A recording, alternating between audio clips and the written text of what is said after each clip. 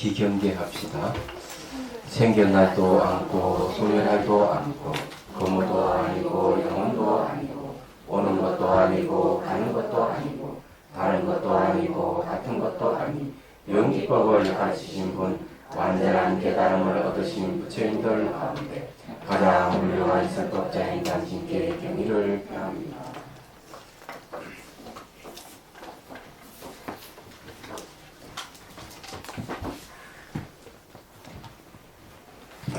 자, 568페이지 10조에 들어왔습니다. 10가지 물음. 이제 수행의 이제 단계, 명상의 단계라 해야 되겠죠. 십신, 십주, 십행, 십회양, 사가행, 십주, 등강, 요각, 총 56단계의 깨달음 단계가 있는데, 이런 단계를 이제 얘기하면은 정신의 성숙도라고 할까요? 그런 이제 경계를 나타내는 거죠.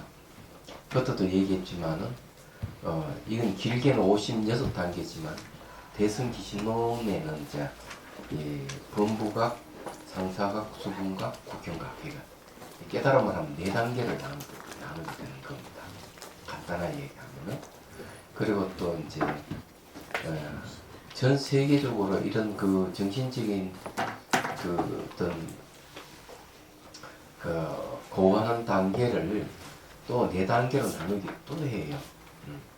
요즘은 이제 그 수행하는 사람, 명상하는 사람이 많아서 그런지 모르지만 세계 학자들은 이걸 많이 이제 그 경계를 나누기도 합니다. 대표적인 게 이제 켄 웰버가 얘기하는 것, 몸을 좌우로 하는 단계에서 마음을 좌우로 하는 단계. 그래서 좀 올라가면은 자아 중심에서 벗어나는 단계. 그 다음 공성을 깨닫는 단계. 해서 총 4단계로 또 이렇게 얘기를 합니다. 그래서 이제 우리 현대 사람들은 이제 이런 얘기가 훨씬 알기 쉽죠. 몸을 좌우로 하는 단계보다는 이 마음을 자아로 생각하는 단계가 훨씬 높은 의식 단계죠. 보다 더 높은 단계는 자아를 갖고 있으면 소통이 안 된다. 안 되기 때문에 자아 중심에서 벗어나 버렸을 때 사람과 또 자연과의 관계가 소통이 이루어지고 의식 폭이 전 우주적으로 넓어지죠. 그러면 그런 의식 상태를 이제 상위 수준의 의식으로 보고 공성을 깨달았을 때 완전한 궁극의 의식 상태의 의식이라고 이렇게 얘기를 한단 말이에요. 그런 식으로 이제 이해하기도 좋죠. 그런데 전통적으로 이제 본부의 깨달음, 성문연가의 깨달음, 보살의 깨달음, 부처의 깨달음 이렇게 해가지고 총 4단계를 이야기합니다. 성문연가가 하나 묶어서 이제 얘기를 하죠. 그래서 여기서도 이제 이야기는 이제 그렇게 보는데 이런 것을 또 이제 그 다르게 또 얘기를 할 수도 있어요. 다르게 다양하게 얘기하면은 이 십신부터 십주, 십행, 십회양까지 여기까지를 이제 그 자량도라고 합니다. 자량도로 얘기를 하면서 요즘 말 하면은 개념적으로 불교를 이해하는 단계다. 개념적으로 공성에 대한 게 뭐고 뭐 지혜가 뭐고 자비가 뭐고 모든 불교적 이해를 개념적으로 파악하고 이해하는 단계가 십신, 십주, 십행, 십회양까지다. 그래서 사가행이 들어오면은 비로소 이제 개념에서 벗어나서 실제 이제 인식 대상과 맞닥뜨리면서 수행에 들어가는 단계다. 이제 그렇게 이제 얘기를 하고 그 다음에 이제 그 초지 십지 초지부터 이제 성인이 경계에 이제 들어가는 거죠. 모든 속박이 벗어나서 성인이 경계에 들어가서 이제 그 자기 내면에 있는 각가지 그 잠재되어 있는 번뇌를 없애는 단계로 들어간다고 얘기를 하고 있죠. 그래서 이 초지부터는 그냥 선정 속에서 이 정신적 성숙이 이루어지는 단계다. 이렇게도 보는 겁니다. 그래서 이 보는 각도가 여러 가지지만 종합해보면 다 공통점이 있다는 거죠. 공통점이 뭐냐면 마치 계단을 밟아 올라가듯이 한 단계 한 단계 올라가면서 정신적 성숙을 이루고 있다 하는 얘기입니다. 그리고 의식의 크기도 점점 반경이 커지고 그냥 달라지는 것이죠.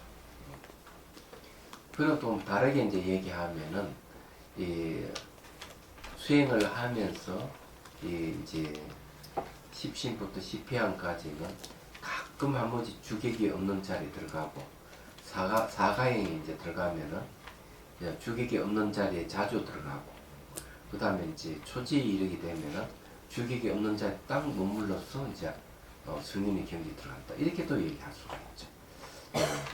그래서 여러 가지 이제 우리가 이런 과정을 얘기를 할 수가 있다. 말로 하는 것보다 그림이 좋겠죠.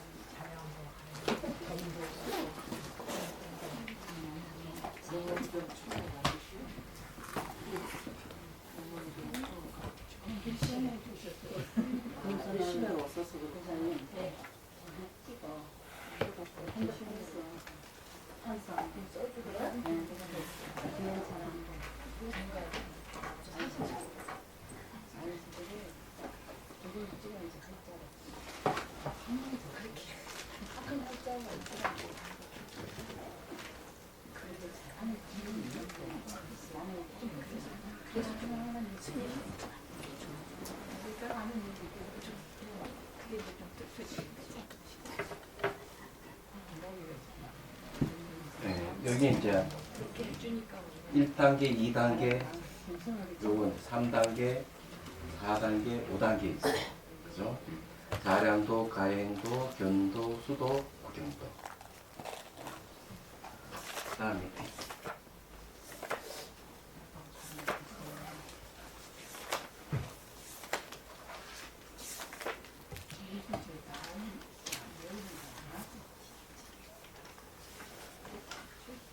이걸 또 어떻게 분류를 하지? 견도까지.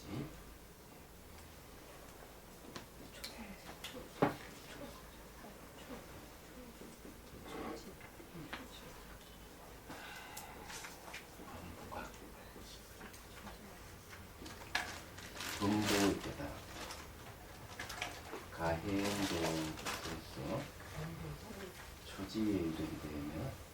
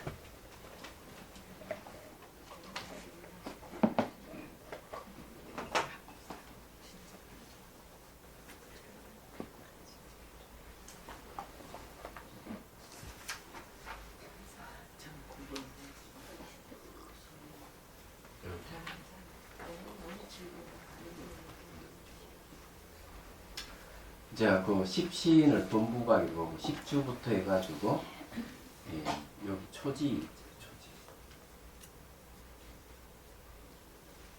요 초지까지가 상사각.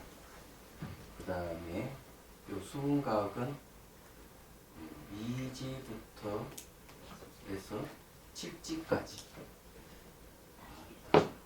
요 칠지까지가 예, 수분각이에요. 그 다음에 구경각은 팔지부터 불지 이르기까지 예, 구경각의 영역. 그래서 이것이 조금 예, 그렇습니다. 요 십지 중에서 이지부터 이제 이지부터 원래 이렇게 되어 있는데 여기 자량도, 가행도, 변도, 수도, 구경도하고 범부각, 상사각, 수분각, 구경각하고 조금 이 도표가 좀 달라요. 네. 경제 좀 다르다고 보면 이해하십시오. 자, 이래 놓고 그 다음에 이제 우리식으로 이제 현대식으로 이제 얘기를 좀 하면 범부각은 이제 몸 차원의 깨달음, 이게 몸 차원의 깨달음. 몸 차원의 깨달음이라면 이 상사각은 이제 마음이죠. 마음 차원에서 얘기하는 깨달음을 얘기합니다. 그래서 요거는 몸을 자아로 얘기고 마음을 자아로 얘기하는 단계가 있습니다. 그러다가 이제 여기 초지에 이르렀을 때 이 자아관념에서 벗어나 버리는 거죠. 말하자면 자아관념에서 이제 벗어나면서 이 초지 견도에서 수도로 옵니다. 수도로 오면은 여기서부터 수분각이에요. 내가 내 능력에 따라서 깨달음을 얻은 단계를 얘기를 합니다. 보살의 경지 들어갔을 때는 아공도 되고 법공도 되는 단계로 넘어간 거죠. 근데 상사까지는 마음을 자아로 이기는 거는 이제 아공, 내가 공하다까지는 맞지만은 이 보이고 들리는 이 세계도 공하다까지는 못 갔거든요. 근데 이제 이 초지부터 해가지고 이지로 넘어가면서 수분각에서는 나도 공하고 밥도 공하고 그런 경지에 들어갑니다. 얘기하자면.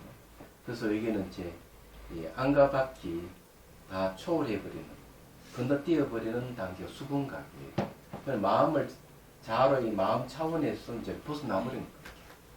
마음을 자아로 이기는 차원에서 벗어나버리고, 그래서 이제 수분각, 구경각까지 이렇게 얘기를 할 수가 있는 거예요. 칠판이 작았어. 그 18공은 저기 수분각에 해당하는 거예요? 18공은 이제 18공 수행은 10신 때부터 할 수가 있습니다. 10신 때부터요? 네. 그 10신 때부터 이제 수행을 할 수가 있거든요. 그 10신 때부터 이제 그 공부를 하는 거 개념적으로 자량도 개념적으로 18공에 대해 이제 이해를 하고. 네. 그 다음에 이제 사가행 여기 이제 보면은 사가행 있잖아요. 사가행에서 가행도를 했잖아요. 여기서부터는 18공 직접 체험으로 들어가는 거죠. 체험으로? 예, 체험으로 들어갔다가 초지에 이제 이르게 되면 초지에서 이제 18공 깨닫게 되면서 법신보살이 이름을 칭호를 받게 됩니다. 초지. 보살 경지요. 여기에 이제 여러 가지 가행도에서 이 자량도에서 가행도를 갔다가 가행도에서 이제 초지를 가는 거예요. 초지가 뭐냐면 견도입니다. 이 견도가 뭔가 하면은 공성을 이제 깨달아가지고 이 마음이 공하다 하는 말이에요. 그 마음 공이 체험을 해서 깨달아야 된다 그 말씀이죠? 그렇죠. 그리고 여기서는 이제 법신보살이라는 칭호를 하는 거예요. 법신이 그럼 도대체 법신이라면 법의 몸이라면 어떤 정도를 얘기를 하느냐 하는 게 있거든요. 그래 마음의 영역을 얘기를 하면 마음이 무한입니다. 삼남만 전 우주가 자기 몸이 되는 거예요. 그게 법신이에요. 깨달은 자의 몸이 되는 거예요. 삼남 우주가 전부 다. 육신을 갖고 있는 거는 요런데 마음의 크기는 무한이 돼 걸림 없이 되어버려. 그런 상태예요. 그리고 언제든지 이제 이 법신보살의 경지 이르게 되면 몸을 얼마든지 나타낼 수 있는 힘을 이제 비축하게 되는 거죠. 팔찌보살을 가면 이제 분신을 막 나타내는 거죠. 몸을 여러 개를 막 나타내는 힘이 이제 생기는 거 그때부터. 그런데 왜 그런가 하면은 여기서 이제 법신이라고 하는 건 물질의 본질이 지혜다. 대승기신. 물질의 본질이 지혜다. 이런 게 좀 물질의 본질이 뭐냐 이까 그 본성은 지혜다. 지혜라 하는 마음을 얘기해. 깨있는 마음을 지혜라 하잖아요.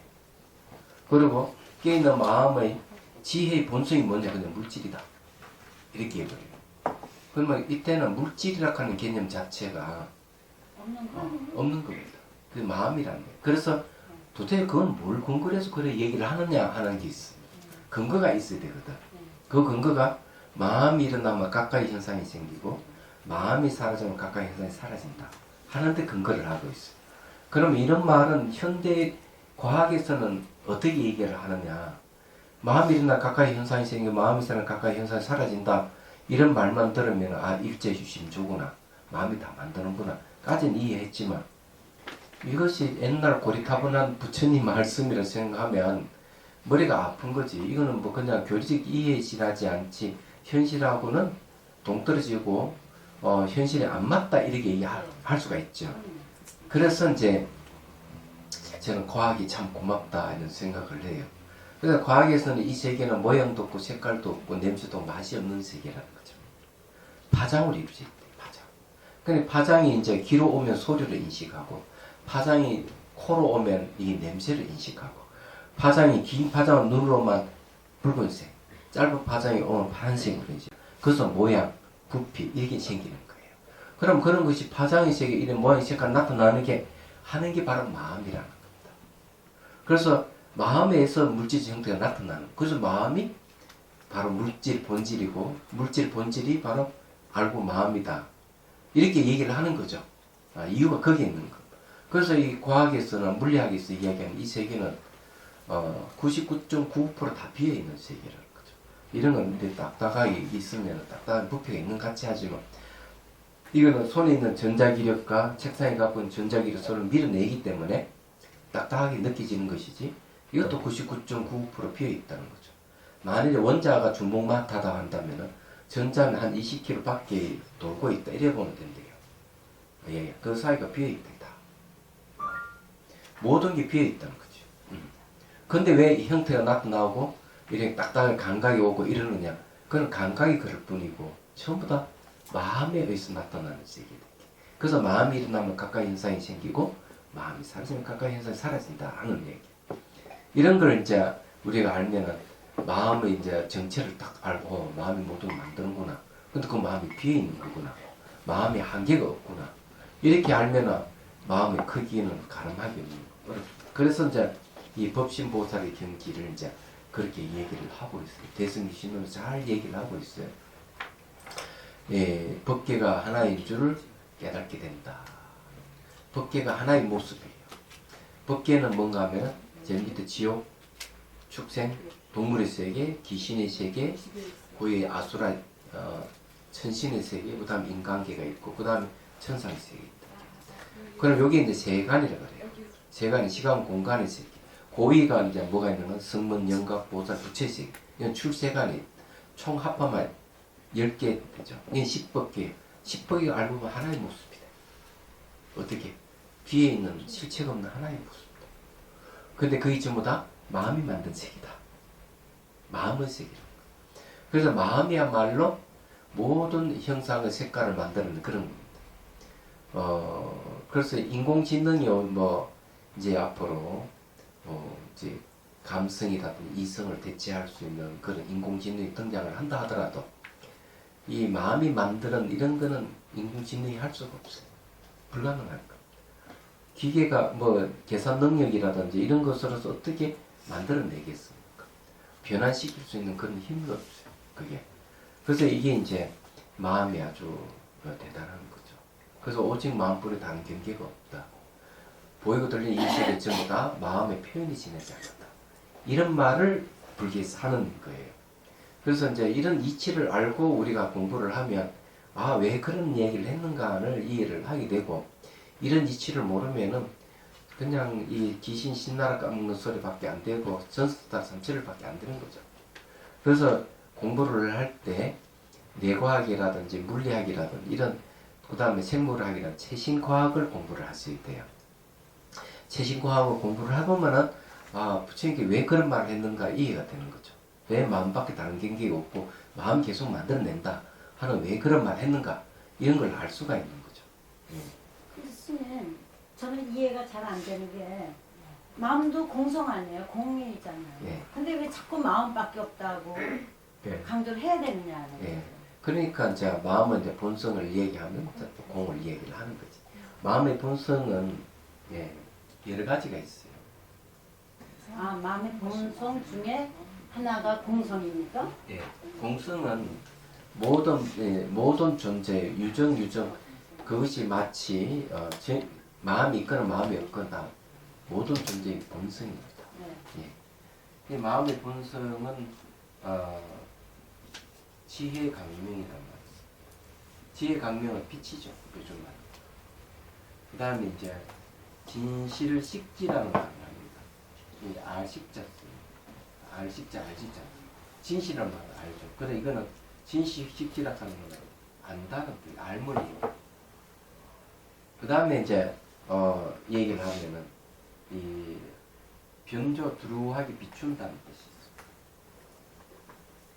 두루하게 비추는데 사방을 쫙 마음은 그런 성질이 있어요. 이야기하자면.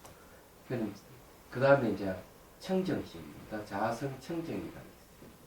청정은 오염되어 있지 않는 걸 얘기하자면 자성청 청정이라고 하면 공성이 다른 데는 비어있다는 거죠. 말하자면.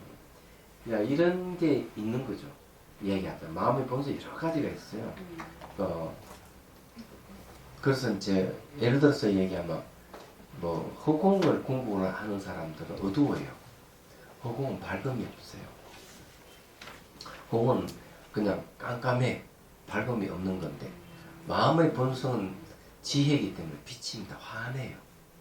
그래서 태양이라든지 이제 달빛을 얘기하는 건 아니죠. 전등 불빛을 얘기하지 않는데 마음은 빛이라고 표현합니다. 얘기하다가. 그래서 이제 두루 비추는 그걸 같이 두루 비추는 게 있는데 극히 명상하는 사람들은 아마 좀 체험을 했을 겁니다. 여러분들도 이렇게 수행을 이제 해본 사람은 이렇게 앉아 있지만 시선을 앞에 잘 보고 좌우는 잘 안 보고 뒤에는 안 보이지만 이는 마음에 작용하는 거는 동서남북 사방 팔방 아래 위까지 동시 같이 작용하는 같이 이렇게 그걸 가지고 비추는 거죠. 이런 게 이제 변조라 그래요. 두루 비춘다. 이게 있는 겁니다. 그래서 이런 걸 이제 체험해보면 아, 이 마음이라는 게 그냥 얕볼 수 있는 게 아니구나 하는 걸 알 수가 있어. 그 비친다는 뜻은요. 예. 이렇게 전구나 태양빛이 비친다는 그런 뜻이 아니라 그냥 환한 그런 뜻 아니에요? 아니, 진짜 이 불빛가 비추듯이 그런 현상이 생깁니다. 그렇습니까? 예. 그러니까 그냥 환한 게 아니고요. 예, 그냥 하는 게 아니라 그냥 환한 정도가 아니고 예. 본닥 하는 개념이 있어요. 본닥. 본닥. 예, 쭉 보는 거 전체를 두루 보는 겁니다. 자, 이제 공부를 해봅시다. 이제 자꾸 하다 보면 나오겠죠. 10주를 하는 논물주자 쓰는 걸 뭔가 하면 불법에 이제 머문다. 부처님 법에 이제 확실하게 머문다는 그런 뜻이에요. 아나나 선남자가 진방편으로 참담방편으로 10가지 마음을 바라요.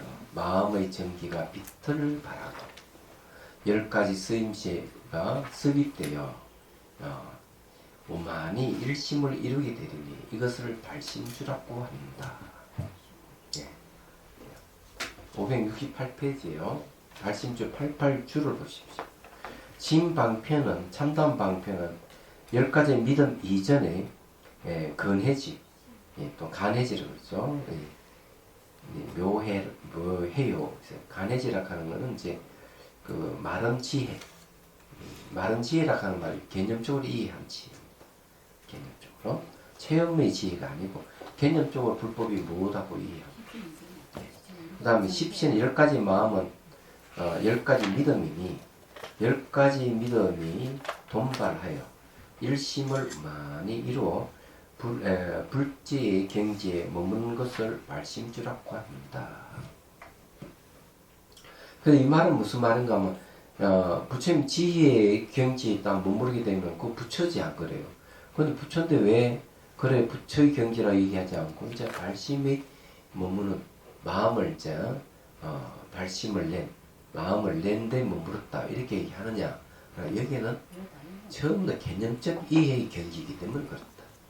그래서 사람들의 대화를 해보면은 불교를 잘 아는 사람, 불교학자라든가 이런 분들 대화를 해보면 마치 깊은 경지를 논하는 같이 얘기를 하지만 그거는 전부 다 개념의 범주 속에서 있다. 이렇게 실제 체험에서 하는 얘기는 아니다. 그래서 이 개념적 범주에서 경지도 이런 경지가 있는 거야. 높고 낮이 있는 거죠. 쉽게 말해 학문의 세계라고 보면 됩니다. 학문의 세계다 이게. 불법을 연구하고 학문하는 학문의 세계다. 네. 그러면 이해가 되시죠? 그래도 이 머리로 이해하는 게 굉장히 경지입니다. 네.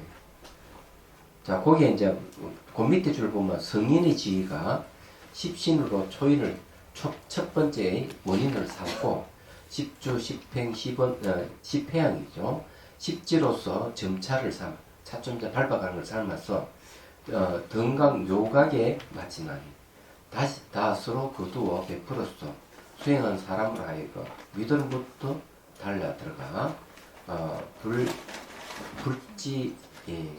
불지지에 머물게 하고 부처님 지혜 땅에 머물게 하고 지혜에 의자여 행을 이렇게 행하는 대로 원이 가지런히 하고자 한 것이니 이로 말마 삼면을 초월하고 십성이더라. 삼현이라고 하는 것은 이제 십주, 십행, 십회양을 삼현이라고 하죠.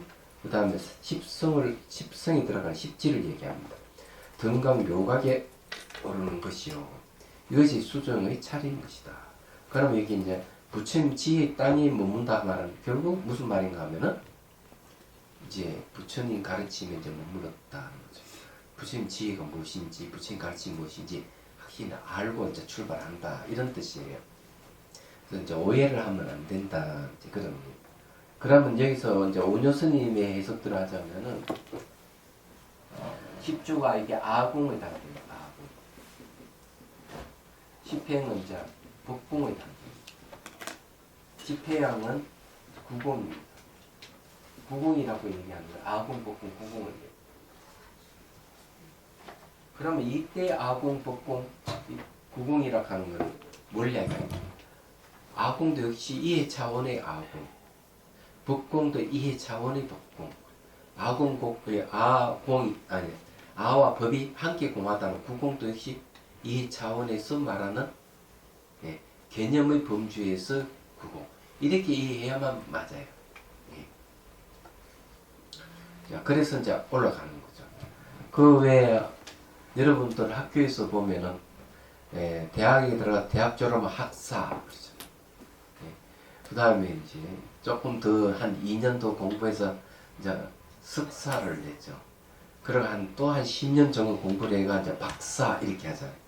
이게 학사부터 해서 그 박사까지 이르는 이런 과정들이 같은 학문의 세계에서도 경계가 다르듯이 여기서도 불교를 개념적 이해하는데도 이런 단계가 있다 하는 걸 이해하시면 별로 어렵지는 않을 것이다.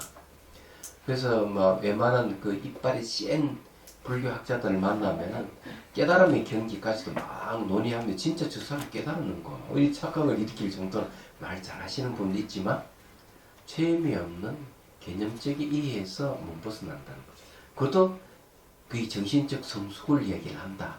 그런 경우도. 이렇게 이제 이해하시면은 쉬울 거예요. 그럼 여러분들도 상당한 경기가 있을 수도 있겠네. 그래서 오래 공부를 했으니까. 그런 분들 계실 거예요. 그렇죠. 네, 계신 것 같아요. 예. 아니, 전번 누구야? 일심의 보살이 저기 누가 만나가지고, 전철에서 만나서 어떤 남자가 자기가 불교를 잘하는데 자기한테 다 얘기하라 했지만은 오히려 그 거사가 그냥 한방 그냥 맞고 나가 떨어진 얘기를 했죠. 네. 그러니까 부처님 법을 제대로 공부를 하면은 그러게 자기의 목이 힘주고 어찌됐던 사람도 한 방에 나가 떨어지는 거예요. 그 체험이 없어서 그 예. 사람. 그 사람이 체험이 없는 것보다는 그 불교를 개념적 이해가 정밀하지 못해서 그런 거예요. 예. 그게 체험이 되면 그게 저절로 정밀해지잖아요. 예. 아니 학문은 뭐 네. 잘 듣고 사유를 잘 하고 이래야 정의롭게 다듬어야 돼요. 예를 들어 가지고 우리가 살고 있는 것은 다 꿈이다 하는 거하고 꿈과 같다 하고는 하늘 땅째 그 사람은 그냥 기종녀들 불교에서는 꿈을 얘기하고 환영을 얘기하는구나 모든 게 꿈이고 환영이구나 이렇게 이해했는데 일심의 보살은 한번 이 세계는 꿈과 같고 이거는 환영과 같구나 하고 이렇게 이해했단 말이에요. 체험을 했기 때문에 그런 거 아니야? 그런가? 그런 체험하고 좀 감이 없는 것 같은데 제가 볼때. 체험 안 해도 이해를 제대로 하면 예, 이해를 제대로 하면 돼요. 체험하면 진짜 난리 나겠죠. 예. 그래서 체험한 사람 많이 있는 걸 알고 있습니다. 체험이 있으면 또 개념적인 이해가 더 정밀해지는 거 맞아요. 자, 569페이지 넘어갑니다. 이제 치지주로 갑니다. 마음 가운데 강명을 바라는 것이 마치 맑은 유리 속에 정밀은 금이 빛난 것처럼 앞에 묘한 마음으로 이를 잘 봐봐 그 지단을 이루었으니 땅의 단계죠. 이를 치지주라고 한다. 그럼 도대체 이게 무슨 말인지 이제 89주에 보면은 심중의 강명을 바라여 내외가 밝다, 정밀하게 밝다라고 한 것은 이 심정 발의 뜻에 더불어 밝힌 것이다. 이 말은 무슨 말인가 하면요. 부처님 가르침에 대해서 아주 밝은 거예요. 예, 정밀하게 밝대. 그래서 이게 하나 유리 속에 이제 금이 바들바들 빛나듯이 이 부처님 가르침에 대해서 아주 정밀하게 잘 아는 그런 상태에 왔다는 거죠. 예, 그 다음에 이제 여기 이제 그 묘심이라 하는 거는 뭐냐면 초주의 심이다 그랬으니까 앞에 십주 초지 발심주를 이제 묘심이다 이렇게 얘기했고요. 자 91주를 보면요. 밟아서 그 지단을 이룬다는 것은 땅의 단계죠. 예, 지혜가 이치에 개합하여 이치로 하여금 더욱 정명하게 하기 때문에 치주라고 한 것이다. 이런 중음이 음력을 타고 맺혀 경계가 되어 부질없이 그 가운데 의지처를 이루는 것과 같은 것이다. 이러한 묘심을 밟고서 참다운 기틀을 이루기 때문에 치지라고 이름하는 것이다. 마치 집을 지으려 할 때 반드시 먼저 땅을 고르고 나서야 그래서 기둥을 세우고 집을 지을 수 있는 것과 같다. 그거는 이 지단이라는 말이 땅을 고르는 그런 걸 얘기합니다. 자 여기에서 이제 재밌는 말이 중음이 음력을 타고 맺혔다 이런 말을 했죠. 이는 비유인데 사람이 죽어서 부모의 연을 이제 만나게 됩니다. 부모의 연을 만난 게 이제 중음이 음력을 타고 이런 말입니다. 예, 그래서 중음은 이 세상과 저 세상의 중간 세상, 이 세계와 다음 세계, 중간 세계를 이제 중음의 세계라고 이렇게 얘기해요.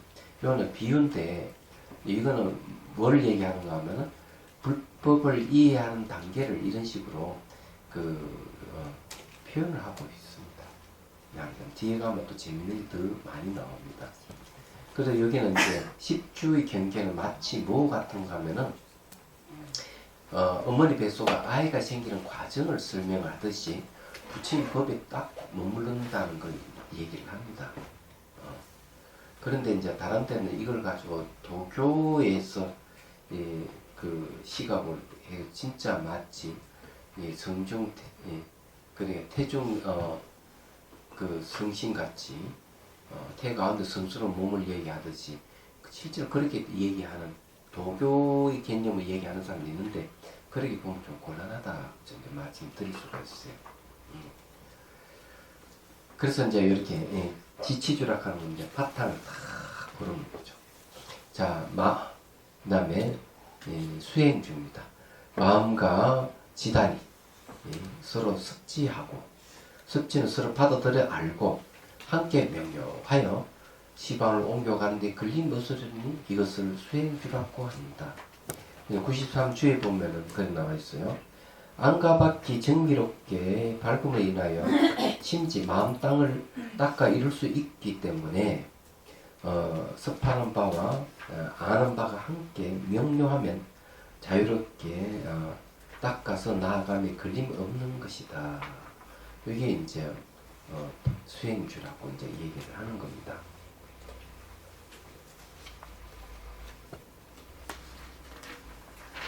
자, 그 다음 봅시다. 생기주입니다. 자, 바탕이 이제 다져졌다. 이제는 어떤 일이 벌어질까? 행이 부처님으로 더불어 같았어. 부처님이 기분을 받은 것이 마치 중음신이 스스로 부모를 구할 때에 중음에서의 믿음이 거기 통하듯 이와 같이 열의 종성에 들어가리니 이것을 생기주라고 한다. 자, 여기 이제 그 94입니까 봅시다. 중음이란 그 각이 감동되는 이치에 비유하는 것으로 현음이라고 하는 건 지금 현재 몸바꾼 오온을 얘기합니다. 뭔가 말 오온을 현음이고 중음이라고 하는 것은 이제 중간 세계의 오온을 얘기합니다. 예. 온입니다. 온이 뭔가 하면은 집합체라는 뜻인데 여기는 그늘 음자 썼어. 온이나 음이나 같은 뜻입니다. 그래서 현음의 전신은 이미 죽고 예. 후음의 후신은 아직 태어나지 아니한 그 가운데를 중음이라고 한다. 그러니까 이제 이 생과 그 다음 생의 중간 세계를 중음의 세계다 이 말이에요. 이건 비유입니다. 비유니까 혹시 이제 착각하면 안 됩니다. 그 주 95에 보면은 묘한 행이 민밀하게 개합하면 묘한 이치가 그 각이 감독되어 장차 불가에 태어나 법왕의 종족이 된다. 그러므로 생기주라고 이름한 것이다. 이랬습니다. 그럼 무슨 말인지 이해가 되시죠? 자, 여기 중음에 대한 부모를 구할 때 하는 얘기 좀 하죠. 여러분 평소에 기도가 좀 필요해요. 기도하는 습관을 좀 들이셔야 됩니다.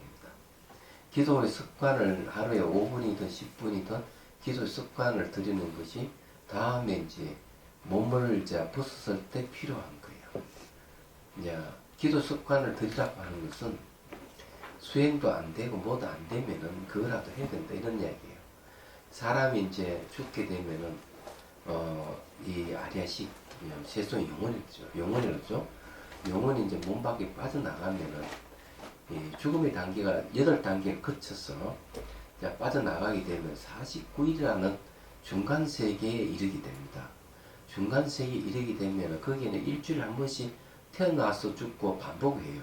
그래서 이 7번 죽고 태어나기 때문에 77이 49, 7을 단위로 해서 49일을 얘기를 합니다. 그러면은 몸은 마치 5, 6세의 동자의 몸으로 다시 태어나고 또 일주일 살다 죽어서 다시 태어나고 이러는 거예요. 그러나 그 세계 동자의 몸은 뼈와 살로 이루어진 몸이 아니에요. 바람의 요소 에너지로 이루어진 몸입니다. 에너지로 이루어진 몸이기 때문에 마치 법신불의 몸과 비슷해요. 그런데 이제 그때 이제 많은 뭐가 생기는가 하면은 자기가 지었던 까르마가 나타나고 여러 가지 형태가 나타나요. 뭐 절벽이 나타난다든지 바람이 분다든지 또는 막 불이 사방에 불이 탄다든지 이런 일이 이제 생기는데 그것이 전부 자기 마음에서 나타나는 현상들이에요. 예를 들어 가지고 욕심이 아주 강하다. 탐욕은 불이잖아요. 사방에 불타는 현상이 나타날 수가 있다. 얘기하죠. 분노를 또 역시 불이니까 그렇게 또 나타날 수가 있다. 그런 식으로 이제 나타나기 때문에 그런 거고. 이 중음은 한시라도 가만히 있지를 못하고 끊임없이 가볍기 때문에 움직이는데 그게 자기 업의 힘 때문에 가만히 있지 못하고 움직이는 거죠. 그때 기도가 왜 필요하냐? 그때 불보살이 간절히 기도를 그 속에서 하면서 내가 다시 부처님 그 인간의 몸을 받을 수 있도록 부모를 선택해달라고 얘기를 해야 됩니다. 말하자면 자기는 불자로서 다음에 훌륭한 수행자라든지 내가 깨달음을 얻어 정신을 구제하겠다든지 이런 발언을 하면은 돼요.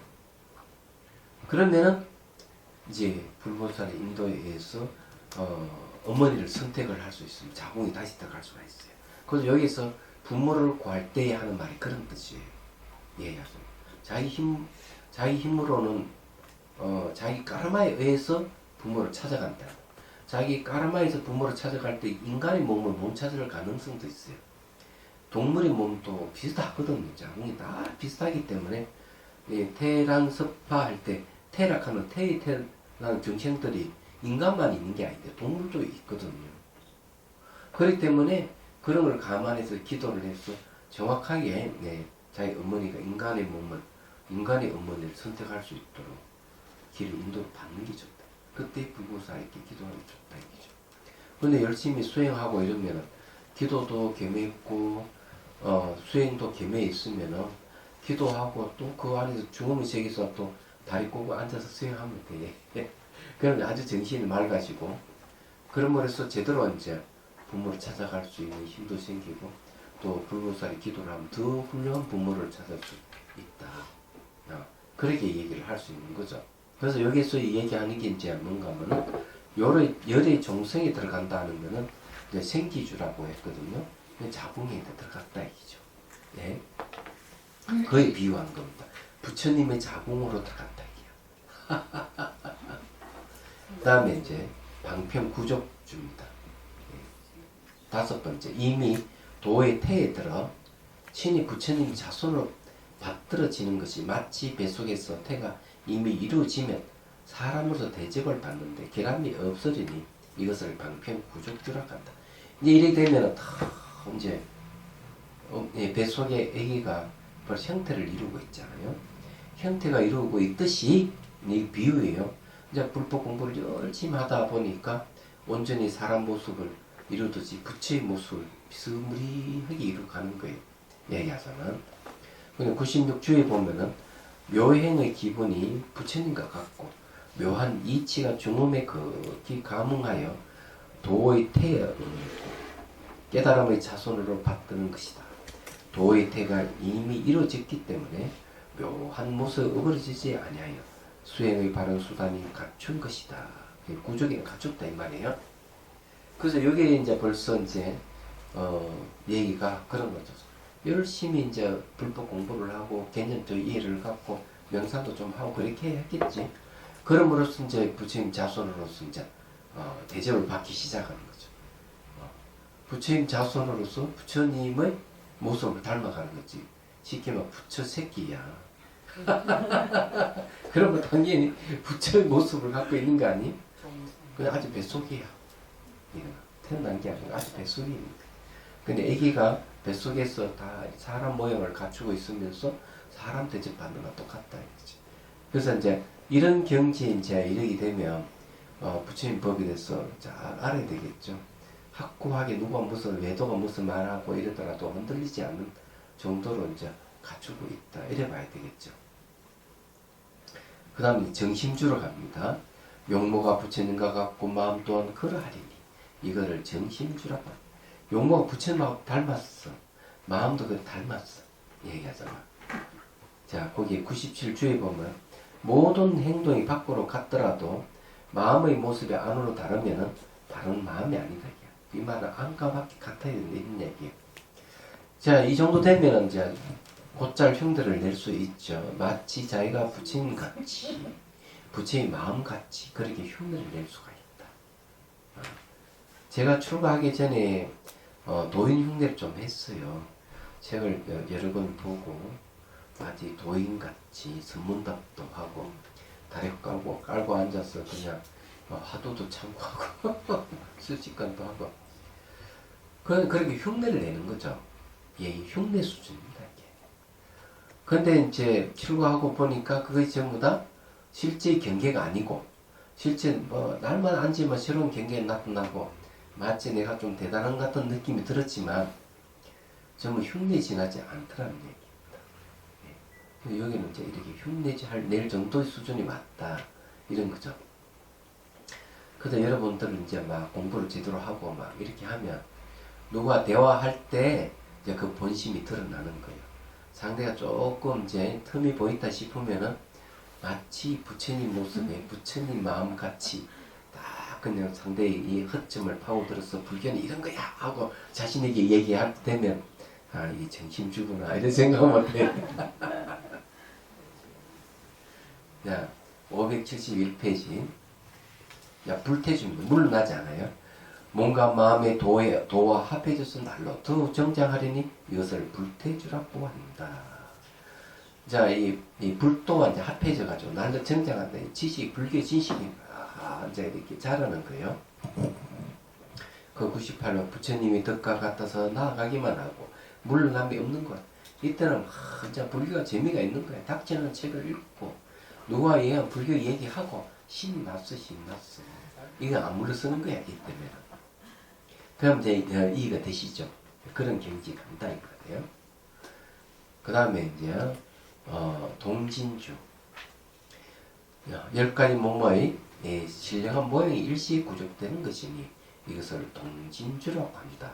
자, 동간 어린아이입니다. 이제 99주 보면요. 몸은 갖춰져서는 아직 미미하기 때문에 동이라고 칭하는 것이다. 그 10가지 몸이란 보리의 몸과 원력, 사홍소원의 몸입니다. 보리심의 몸과 화심과 그 다음에 력심과 장심과 위세심과 의생심과 복심과 법심과 지심이다. 자, 이런 몸을 이제 갖춘다는 말은 뭔가 뭘 얘기해? 언제든지 이제 수행 경계가 이런데 이런 몸을 다 나타낼 수가 있습니다. 이런 걸 다 갖췄지 어린아이겠지. 예, 그렇다는 거예요. 그러니까 아주 뱃속에 있는 겁니다. 뱃속에 형체가 이루어지고 태에서 벗어나 친히 불자로 태어나는 것이니 이것을 부방자주라고 합니다. 9단계예요. 이제 이때 되면 이제 뱃속에서 이제 이 10가지 모습을 다 갖추는데 법신의 모습도 있고 여기서 이 얘기하면은 위시한 몸이라든지 의생신이라든지 력신, 화신 이런 몸을 다 뱃속에 갖춰져 있다 하는 건 부처의 법 가운데 부처님의 태중에서 부처님 가르침을 태 안에서 이걸 다 갖춰가면서 부방자주로 왔을 때 진짜 불자로서 완전히 새롭게 태어나는 걸 얘기합니다. 이게 이제 불자로 태어나는 것이 바로 부방자주라. 부방자 알죠? 왕자는 왕자인데 부방자다. 부처가 될 왕자다.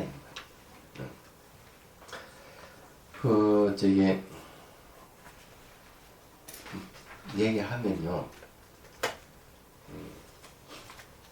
계를 받잖아요. 어제하고 그저께 이제 법모사에서 이제 수계식이 있었어요. 그래서 스님들이 한 200여 명의 스님들이 보살계를 받고, 예. 저는 이제 그 347정사 중에서 정명해주는 스님으로 이제 참여를 했는데 이제 보니까 얼굴이 바뀌어요. 그냥 개를 받는 게 1시간 정도 걸리는데 얼굴이 깨끗해지는 거죠. 그 다음날 또 이제 어제 이제 아침부터 7시 20분부터 또 이제 그 수계식, 구적계 수계식이 또 있었어요. 그는 이제 비우개. 끝나고 이제 비우는 개를 이 스님들이 그냥 얼굴이 바뀌었거든요. 얼굴이 대단한 수계식이라 하는 그런 거예요. 근데 제가 왜 이 얘기를 하는가 하면 개를 받는 것은 새로 태어나는 겁니다. 개를 주신 분이 부모가 되는 거예요. 얘기하잖아요. 그래서 그렇게 얘기를 합니다. 그래서 이제 새로 태어나기 때문에 그렇다. 개를 받는다 하면 그 전에 죄업을 다 소멸하고 개를 내가 받아먹으려 다음에는 죄를 짓지 않겠다 하는 그런 맹세와 같거든요. 그 다음 또 죄를 짓게 되잖아요. 그래서 불교에서는 그렇게 하고는 어떻게 하는가? 보름마다 포사를 해가지고 계속 이렇게 도덕적으로 결함이 생길 때마다 도덕적 결함이 생길 때마다 포사를 내서 이 개체를 다시 회복하게끔 제도가 돼 있어요. 그래서 제가자들에게도 역시 그런 포살 제도가 있지 않습니까? 자비사상 한 달에 한 번씩 하는 이유도 거기에 있는 거죠. 그래서 그렇게 생각했던 것은 저로서는 말사 같은 조그만 죄는 그런 건 아니에요. 안 하지만 왜 우리는 하는가 하면은 수행 센터이기 때문에 도덕성이 갖춰져야만 수행을 제대로 할 수가 있어요. 한 달에 한 번씩 포사를 해서 자꾸 자기가 걸리는 죄업을 자꾸 소멸시켜 주는 거죠. 그러면서 뭔가 마음이 속박에서 벗어나 자유로워지는 겁니다. 개를 받는 이 의의가 거기에 있는 거예요. 그래서 이게 뭔가 개를 받는 건 새로 태어나는 거고 포사를 하는 것은 그런 오염되어 있는 것을 다시 정화를 하고 개체를 다시 회복시켜주고 이렇게 하는 겁니다. 이게 효과가 뭐냐 이러니까 초창기에는 자비선사에 오신 분들은 기존에 이제 뭐 새로 생긴 신도가 아니고 기존에 따라온 신도들 그냥 뭐 얼마나 싸우는지 안 싸워. 그래서 이제 그 싸우는 게 좀 무서운 게 A락하는 쪽에서 와가지고 B가 나쁜 사람이니까 지금 내쳐야 된다. B 쪽에 와가 A라는 사람 아주 질 나쁜 사람인데 저 내쳐야 된다고 이렇게 얘기를. 내가 그 중간에 끼어서 두 사람을 쫓아내야 된다 이런 식이거든요. 이거는 아주 안 좋은 겁니다. 얘기하자면 이거는 인격적으로 문제가 있는 거죠. 그렇게 할 때는. 그럼 제가 이 수행을 하게 되면 다 사람이 좋아지니까 그럴 필요가 없다고 얘기를 해도 잘 안 들어. 그래서 뭐가 필요한 포살이 필요했던 거예요. 포살을 하게 되면 그 안에 뭐 비방을 하지 마라 뭐라 이런 게 다 나오니까 조용해질 수밖에 없죠. 그러니 지금 다 평정이 되었었죠. 그리고 이제 안 올 사람 아예 안 오고, 예. 수행을 할 사람만 안 오고, 수행을 하지 않고 기도 좋아하는 사람은 안 오고, 우리 기도를 안 하니까. 그래서 이제 그렇게 하는 겁니다. 그리고 새로 태어났다 하니까 이제 말씀드린 여러분들도 1년에 한 차례는 새롭게 태어나야 돼요. 그래야만이 가정이 평화롭고 경제활동이 신뢰가 생겨서 경제활동이 아주 좋아지고 그러는 걸 얘기하죠. 그리고 사회활동도 마찬가지고 그리고 도덕성 운동을 붙잡들어야 하셔야 돼요. 지금 뭐 선거철에 보면은 인터넷에 올라온 거 보면은 국회의원 출마자들이 전과자들이 많다고 이렇게 올라오잖아요. 그런 게 뭔가 하면은 도덕성이 결함이 있는데 도덕성이 결함이 있는 사람은 그런 어떤 공무원이라 고위 공무원이 될 수가 없어요. 그렇게 해서는 안 되고 그런 중요한 직책을 맡겼어도 안 되고 그런 거 누가 해야 되냐? 우리들이 인식을 갖고 인정을 찍어주는 게 아니라 그런 걸 저 사람 도덕성이 있는지 없는지 살펴봐야 돼. 도덕성이 없는 사람은 반드시 문제를 일으켜가지고 뒤집어 놓거든요. 그러니까 법안 통과도 보면은 도덕적인 문제에 관계되는 법안이라면은 통과 안 시키려고 얘기하죠. 그렇단 말이에요. 그렇기 때문에 도덕성이 아주 기준이 돼야 돼요.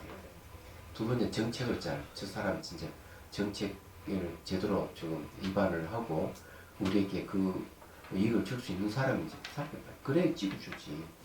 당이 문제가 아니고 무슨 당 그런 거 보지 말고 사람의 참신성, 발전성 이런 걸 꼼꼼히 따져서 그 다음에 찍어.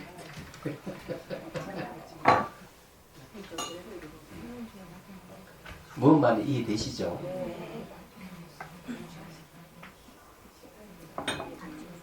네, 지금 자비선사는 아주 잘 변해가고 있습니다. 그래서 이제 사람들이 불자가 아닌 사람들도 와서 오면 마음이 이렇게 안정이 되고 힐링이 될 수 있도록 그렇게 이제 조성을 좀 이렇게 하고 있어요. 성인이 되었음을 인정하는 것이 이제 애가 태어났다. 부방자로 애가 태어나가지고 성인이 되었음을 인정하는 것이 마치 공황의 나라의 모든 일을 태자에게 나누어 맡기는 것 같고 저 찰리왕이 제자가 장성하자 이마에 물을 붓는 의식을 진행하는 것과 같은 것이니 이걸 간정주라고 합니다. 머리에 물을 부주는 것. 그래서 인도에서는 태자에게 머리에 물을 부어줘서 태자를 인정해줘. 너가 당장 내 뒤를 잃어 왕이다. 그런데 불교에서 관정이 있습니다. 넌 반드시 부처가 될 것이다 하고 관정을 줍니다. 그런 의식을 행하는 것이 티베트 불교예요. 아직까지. 근데 이렇게 이제 경전은 다 나오는데 저도 관정을 여러 번 받았어요. 그래서 그게 무슨 뜻인지 아는데요. 관정 의식을 할 때는 깨달음을 가는 과정을 이렇게 의례를 통해서 보여줍니다. 얘기하자면. 그런 뭐래서 이제 그 간정을 받게 되면 깨달음이 빨리 이른다. 얘기하잖아. 그는 인정을 받는 거지. 인정을. 자, 103페이지 줄을 보십시오. 네, 103번 줄입니다. 국위를 부촉하고자 할 때는 큰 바다의 물을 취하여 그 정수리 붓는 것은 왕이 되면 응당 중지 여러 가지 지혜를 사용하여야 함을 표현한 것이다. 표현한 것이다. 물을 부어주는 건 지혜와 관계가 있네요. 지금은 이러한 지혜가 많은 중덕을 속으로 갖추어서 불사를 맡길만 하기 때문에 성인으로서 나타내어 관정의 의식을 보인 것이다. 그 이제 이거 식주에서 국가의 일을 나눠 이임한다고 한 것은 정식으로 국왕의 지위를 이임한 것이 아니고 다만 성인을 표하는 다 자랐다니까 아이가 의식일 뿐이다. 대개 이것은 바이어를 십주에 지극하였지만 십지의 행이 가득하여야 이에 정식으로 부촉할 수 있기 때문이다. 그러므로 다음에서 십지 보살이 부처님의 지위를 받는 것을 전룡왕의 태자가 지위를 받는 것이 비유했던 것이다. 대제 발심하면은 반드시 치지 땅을 고르고 치지하면 이에 수행하고 수행은 열의 집에 태어나 깨달음의 모습을 구족하여 부처님 마음과 같이 하며 도의 체를 길러서 십시를 원만해하고 불자가 되어 불사를 맡기니 이것이 십주의 처음부터 끝까지 그 순서이다. 그런데 이게 이제 십주의 마지막에 와서 비로소 뭐가 되느냐 이제 완전하게 부처님 법에 머물게 되는 겁니다. 그래서 머물주자 쓰는 겁니다. 이야기하자면. 근데 이거는 이제 뭘 얘기하는 거면은 학국부동하게 이제 누가 뭐라 하더라도 외도의 뭐 쓰리라는 철학이라든지 사상이 가득해도 마음이 흔들림이 없는 불자로서 마음이 흔들리지 않는 학권 상태라고 보면 됩니다. 그게 이제 간청적 인정을 받은 것이죠. 당신이 이제 불교학자 맞아? 당신은 박사야! 하고 인정을 딱 해주는 것. 그런 경지다. 자, 십행입니다. 십행은 이제 십천행이 들어가는 10가지가 있어요. 환희행. 아나라 이 선남자가 부처님의 아들이 되어 부처님의 한량없는 묘한 덕을 구족하고 시방에 수순하리니 이것을 환희행이라고 한다. 이제 부처님이 이제 그 묘덕을 이제 갖췄다 이죠. 거기에 보면 105에 보면 부처님이 묘덕을 갖췄기 때문에 능히 시방이 수순하되 가는 것마다 불가함이 없어서 잡다가 이렇게 됨을 고비하여 근기와 응신과 화신이 함께 기뻐하기에 응해서 응하는 것이 기뻐하기에 이름하여 환희행이다. 자, 요의행으로 갑니다. 능히 일체 중생을 이익되게 하는 것이니 이것을 요의행이라고 합니다. 이러면서 이제 자기 성인이 됐잖아요. 성인 되고 부처님이 이제 아들이 됐기 때문에 그죠. 왕이 이제 나가도 그렇지만 왕자가 나가도 다 백성들이 다 공경을 하고 그러잖아요.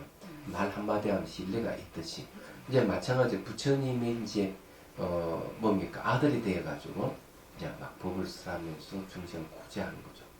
막 이렇게 요즘 말하면 뭔가 하면은 박사가 되어가지고 불법을 이제 전파를 한다 이렇게 보시면 되는 겁니다.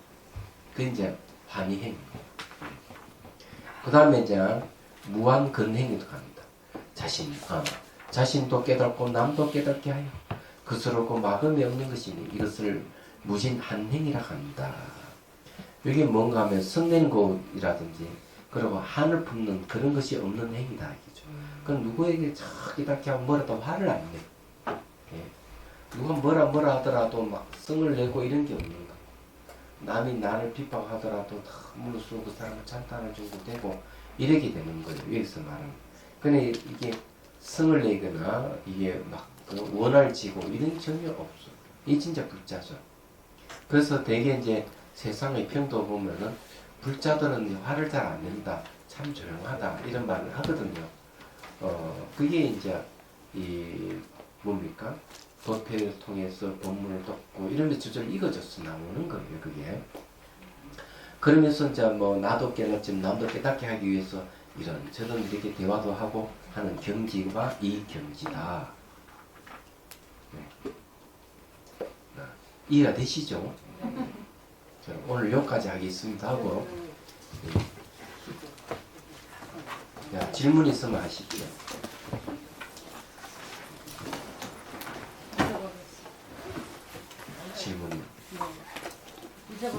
잊어버렸어. 알겠습니다. 중생들을 바라는 마음으로 깨달음의 정수를 이룰 때까지 부처님과 법과 선거에 항상 기이합니다. 지혜와 자비를 갖추고 이종을 위해 노력함으로써 부처님 앞에 몸을 겠습니다. 원만한 부르심을 일깨우겠습니다.